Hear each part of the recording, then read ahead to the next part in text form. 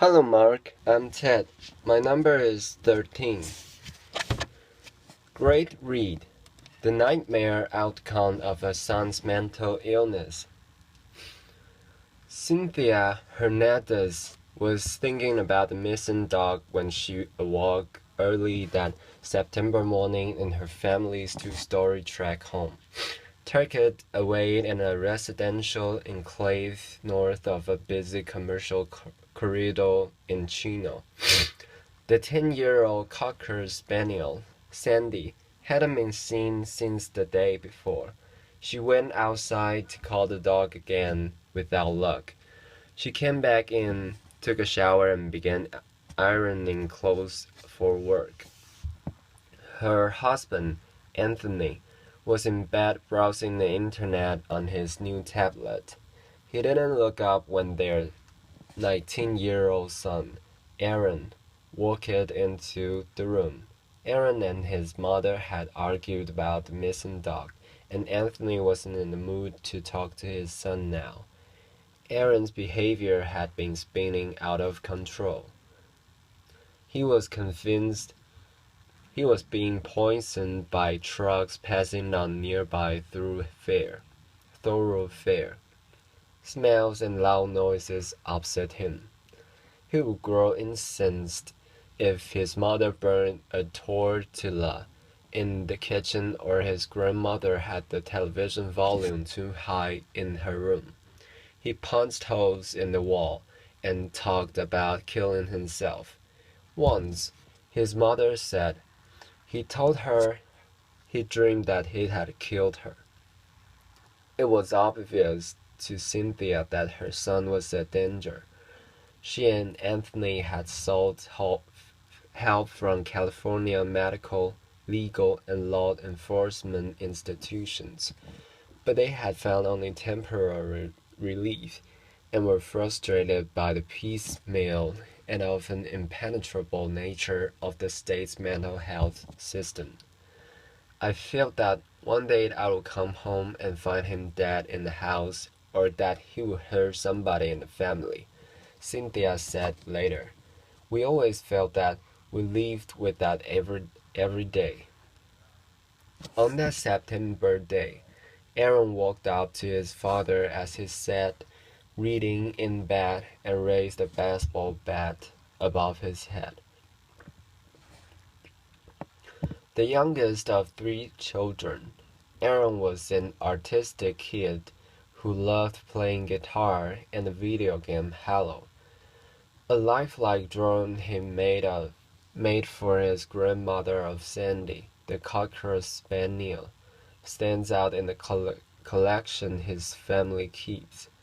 In middle school, he began using marijuana and later hallucinogens.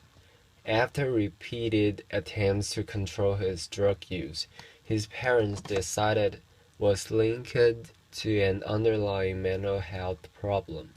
Psychiatrists began offering assessment of what Aaron's trouble might be, and finally settled on a diagnosis: paranoid schizophrenia. Aaron's father was well aware of mental illness. Other family members had been diagnosed with schizophrenia and bipolar disorder. In the 21 and 2 years leading up to that September morning, Aaron and his parents had been stuck in a nightmare cycle. He had been taken to a psychiatric hospital 8 times on 72-hour involuntary hospitalizations, known by police and mental health workers as a 515 hold. The 4 holds are reserved for people who pose an immediate danger to themselves or others, or are too mentally ill to care for their own basic needs. That can be extended for 14 more days, or sometimes longer. when the patient is found to need more intensive intervention. After a few days or at most a couple of weeks in the hospital, staff would release Aaron and he would refuse to follow up on treatment and deteriorate again. In most extreme cases, a court may order the patient placed under the conservatorship, allowing a family member or other court-appointed person to make medical decisions on their behalf for a year or more. In many cases, that means placing the patient in a locked psychiatric facility and sometimes forcibly administering medication. But how the state law is applied by each of California's 50 counties depends on money and beds available and the philosophy of county officials, doctors, and judges. What has in essence happened is that every county has sort of crafted the rules that meet their needs the best, says Sherry Krukenberg, Vice President of Behavioral Health for the California Hospital Essen. The result, she says, has been very divergent applications of people's civil rights from county to county, city to city, hospital to hospital, and even from physician to physician. Some counties report high rates of 72-hour holds but rarely hold patients longer. Others disdain fewer people but keep them longer. And some counties are far more likely than San Bernardino County, where the Hernandez family lives, to initiate the conservatorship process when a patient is referred to them. A few California counties, including Los Angeles and Orange, but not San Bernardino, have begun to implement Laura's Law, a measure that permits courts to order outpatient treatment of people with severe mental illness. The law's criteria are less strict than those for conservatorship, and it does not require patients to submit to involuntary medications. Still, some civil liberty and patients' rights advocates have argued that this expanded use of forced treatment infringes on patients' rights. Melinda Bird, Director of Litigations for Disability Rights California, says the real breakdown in the system is that there aren't enough voluntary treatment survives and too little effort made by healthcare providers and county officials to engage people like Aaron in the existing program. No one has shown me an individual who could not be engaged if approached in a way that made sense to them. She says, you don't need to force treatment. It is ultimately counterproductive and incredibly expensive.